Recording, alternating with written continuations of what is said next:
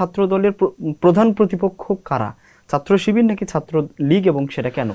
প্রধান প্রতিপক্ষ কারা জানি না। কখনো কখনো শিবির, হ্যাঁ, যেমন রাজশাহী বিশ্ববিদ্যালয়ে আমাদের সাথে শিবিরের অসংখ্যবার, ওখানে তো ছাত্রলীগ খুব একটা নাই। চট্টগ্রাম বিশ্ববিদ্যালয়ের ক্ষেত্রেও তাই, আমাদের সাথে শিবিরই প্রতিপক্ষ ছিল। ঢাকা বিশ্ববিদ্যালয়ের অনেক জায়গায় ছাত্রলীগ আমাদের প্রতিদ্বন্দ্বী সংগঠন, প্রতিপক্ষ যদি আমরা না বলি, প্রতিদ্বন্দ্বী সংগঠন হিসেবে ছিল। তবে শিবির তো আসলে আওয়ামী লীগের আমলে বা অন্য কোনো সময় খুব একটা মেইন স্ট্রিমের সামনে আসতে পারেনি। যেমন ঢাকা বিশ্ববিদ্যালয়ে কখনোই আসতে পারেনি তারা।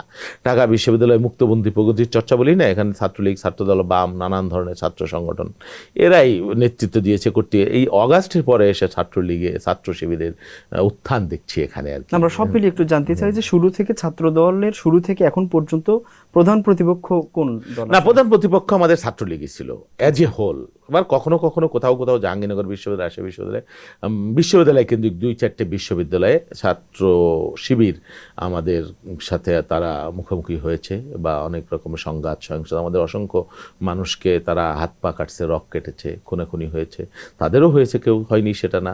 আমাদের যেমন চট্টগ্রাম বিশ্ববিদ্যালয়ে বিএনপি ক্ষমতা 1991 থেকে নুরুল হুদা মুসা একজনকে খুন করা হলো, প্রফেসর এনামুল হক স্যারের ছেলে।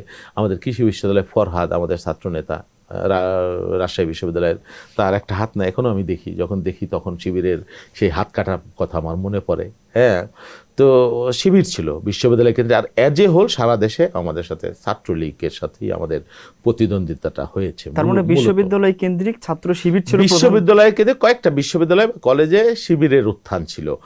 আর তারপরে ধরেন আপনার এই যে ফ্যাসিবাদী রিজিম, এই রিজিমে তো ছাত্র শিবিরকে আমরা কোথাও ওইভাবে পাইনি, কোনো বিশ্ববিদ্যালয়ে কোথাও না। তখন মেইনলি ছাত্র দলকে ফাইটটা করতে হয়েছে।